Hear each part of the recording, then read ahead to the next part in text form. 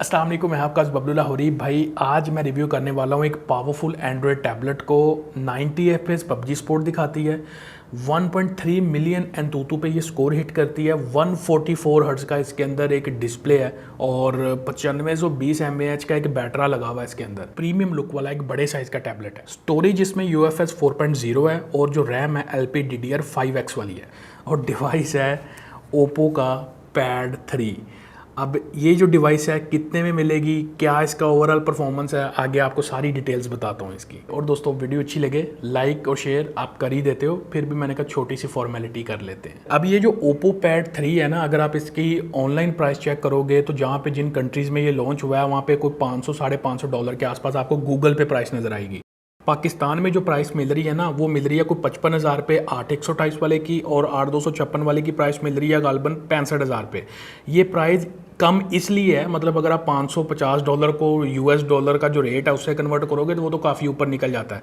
पाकिस्तान में ये कम प्राइस इसलिए मिल रही है क्योंकि ये ऑफिशियल ओप्पो ने लॉन्च नहीं की, ये एज ए किट टैबलेट आ रही है। जिस तरह किट फ़ोन्स आते हैं ना, बड़े बड़े महंगे फ़ोन अच्छी प्राइस के ऊपर मिल जाते हैं, तो ये वो सिनेरियो है। प्राइस इसकी जो मैंने आपको बताई है उसी के आसपास की मिल रही है। अगर डिज़ाइन बिल्ड देखें तो ये बैक साइड पे एक आंख लगी हुई है इसको, जिस तरह वन प्लस के भी पैड्स आ रहे हैं इंटरनेशनल मार्केट में, तो ये सारा इसी तरह का है। पतली सी टैबलेट है, स्लिम है, मेटल बॉडी है, इन हैंड फील इसकी बहुत सुपर प्रीमियम टाइप की है। और ये वाईफाई ओनली टैबलेट है क्योंकि इसमें वाईफाई ओनली वेरिएंट ही आता है। इसमें माइक्रो SD कार्ड एक्सपेंशन का कोई भी ऑप्शन नहीं है, तो जो भी स्टोरेज वेरिएंट चूज़ करें अपनी रिक्वायरमेंट के हिसाब से चूज़ करें। और सेकंड ये है कि जो मेन इसका हाईलाइट है वो इसकी परफॉर्मेंस है। इसमें मीडियाटेक का Dimensity 8350 चिपसेट लगा हुआ है। अब ये जो चिपसेट है एंतुतु पे 1.3 मिलियन स्कोर्स को हिट करता है, तो इस स्कोर से इसकी परफॉर्मेंस का आप आइडिया ले सकते हो। और जो गेमर्स हैं ऑब्वियसली इसकी तरफ अट्रैक्ट होंगे, तो गेमिंग में ये 90 FPS सपोर्ट दिखाता है पबजी पे। मैंने पबजी खेल के देखी है, इसके ऊपर स्मूथ के साथ जो ग्राफिक्स हैं वो 90 FPS पे रहते हैं, और आगे वाले जो हैं लाइक बैलेंस HD HDR ये वाले जो हैं ये 60 FPS पे रहते हैं, और आगे अल्ट्रा HD वो 40 FPS पे चला जाता है। तो ये इसके स्नैरियोज़ हैं ग्राफिक्स के। गेम खेली है, काफ़ी अल्ट्रा स्मूथ गेम प्ले है, और मैंने 90 FPS ट्राई किया। टच रिस्पॉन्स भी बेहतरीन है, बड़े डिस्प्ले पे बंदा भी बड़ी दूर से स्पॉट हो जाता है कि यार मतलब क्या सीन है। और मैं क्योंकि फ़ोन्स पे खेलता हूँ तो बड़े डिस्प्ले पे खेलना थोड़ा एडजस्ट करना मुश्किल होता है, लेकिन खैर एडजस्ट करके खेला है, काफ़ी मज़ा आता है इसके बड़े डिस्प्ले पे खेलते हुए। जायरो मूवमेंट्स भी जो है ना गेम खेलते हुए काफ़ी बेटर हैं क्योंकि इसमें हार्डवेयर वाला जायरो है। और दूसरा है कि गेमिंग के दौरान जो हीटिंग होती है ना, अगर नॉर्मल रूम टेम्परेचर पे भी बैठोगे तो इस जगह पे ये अगर थोड़ा बहुत गर्म होगी, आपने टैबलेट मोस्टली इस तरह होल्ड की होती है, तो हीटिंग का भी इतना वो जो फील है ना वो नहीं आता इसके ऊपर। तो हीटिंग का भी कोई ओवर हीटिंग का इशू नहीं है। परफॉर्मेंस बेहतरीन है। आपने कोई हैवी टाइटल और भी चलाना है, कॉल ऑफ ड्यूटी खेलनी है, फ्री फायर खेलनी है, उसके लिए परफॉर्मेंस इसकी बेहतरीन है।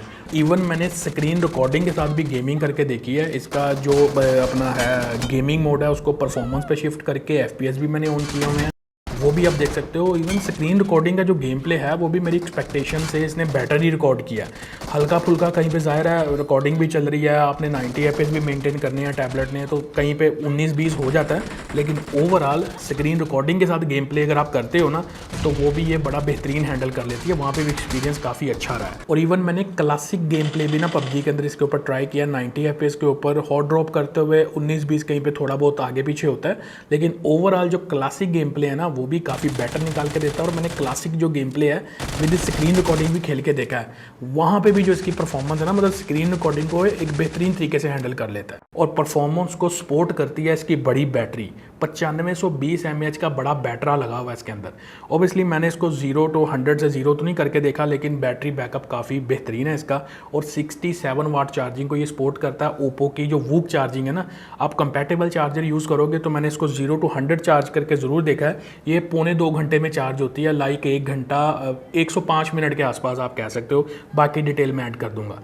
तो यस, बैटरी चार्जिंग टाइम भी ठीक है, कुछ ज़्यादा मतलब लेट सवेर वाला काम नहीं है, और परफॉर्मेंस भी इसकी बेहतरीन है। चाहे आपने गेमिंग करनी है, चाहे आप स्टूडेंट हो, कोई हैवी टास्क करने हैं आपने अपनी स्टडीज़ को लेके तो हैवी टास्क नहीं होते, वो तो लाइट होते हैं, लेकिन कोई प्रोडक्टिविटी यूज़र है, आपने हैवी टास्क करने हैं, कोई एडिटिंग करनी है, इस तरह के जो टास्क हैं बेहतरीन है परफॉर्मेंस, वहाँ पे कोई इशू नहीं आएगा। डिस्प्ले वाली जो साइड है ना इस टैबलेट की, अब इसमें देखो एक तो बेजल्स पतले हैं, 11.6 इंच का IPS LCD पैनल है, 144 हर्ट्ज रिफ्रेश रेट के साथ आता है, और ये 2.8 के रेजोल्यूशन वाला डिस्प्ले है। वही ये IPS LCD डिस्प्ले है, आल्दो एमोलेड नहीं है, लेकिन जिस प्राइस कैटेगरी में ये मिल रहा है ना, लाइक 55,000 रुपये का एक वेरिएंट है, एक 65,000 रुपये का है, इस रेंज में मतलब अच्छे फीचर्स मिल जाना और IPS ये क्वालिटी वाला डिस्प्ले, आपको पता है ओप्पो कोई माठे डिस्प्ले तो यूज़ नहीं करता।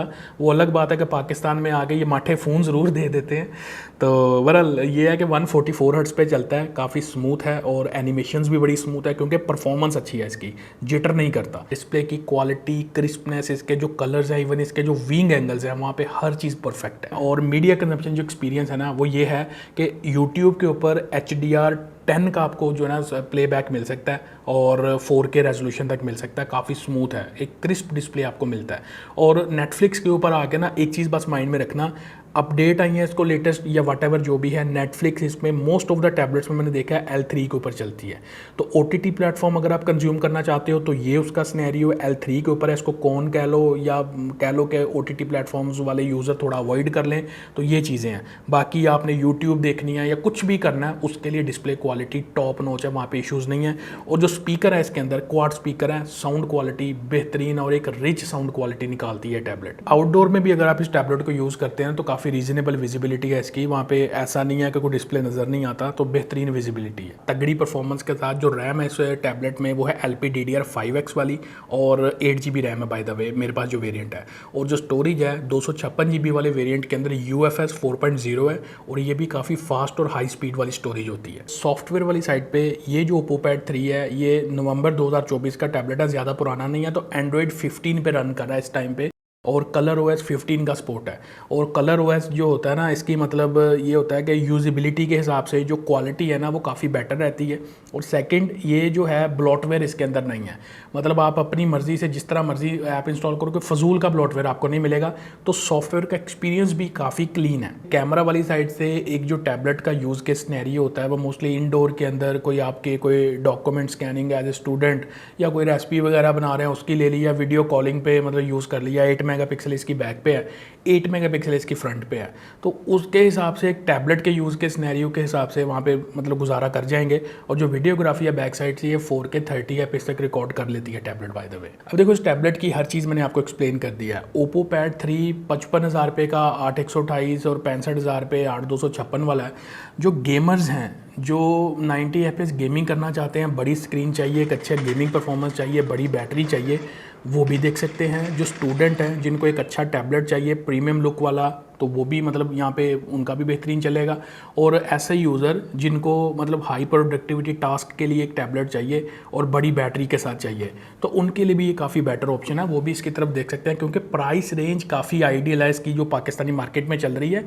आल्दो बस एक चीज़ आपने माइंड में रखनी है, ऑफिशियल जैसे ब्रांड की तरफ से लॉन्च होती है वैसे नहीं है, तो इसके पार्ट्स अवेलेबिलिटी को अगर देखा जाए ना तो इसके पार्ट्स बाद में आपको नहीं मिलने, तो ये चीज़ आपने माइंड में रखनी है।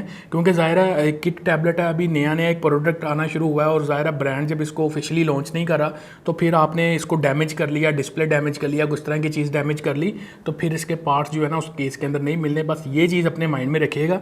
बाकी अगर price to value ratio, feature, performance ये चीज़ देखी जाए उस पॉइंट से ये टैबलेट रिकमेंडेड है। इन केस अगर आप इंटरेस्टेड हो इस टैबलेट में, आप अपनी सिटी की मार्केट को एक्सप्लोर कर सकते हो वहाँ से जाके। अगर आपको वहाँ पे नहीं मिलती तो आप मेरी टीम से कांटेक्ट कर सकते हो, मैंने अपने कुछ टेस्टेड वाले लिमिटेड यूनिट उनको प्रोवाइड किए हैं, वो आपको दे देंगे। स्क्रीन के ऊपर नंबर चला दूंगा, इस नंबर की जो भी डीलिंग है इसकी रिस्पॉन्सिबिलिटी मेरी है, तो आपने टेंशन नहीं लेनी। आई होप कि चीज़ें आपको क्लियर होगी। वीडियो अच्छी लगी हो तो लाइक शेयर सब्सक्राइब कर जाना। मिलते हैं नेक्स्ट वीडियो में। Thanks for watching. अल्लाह हाफिज़।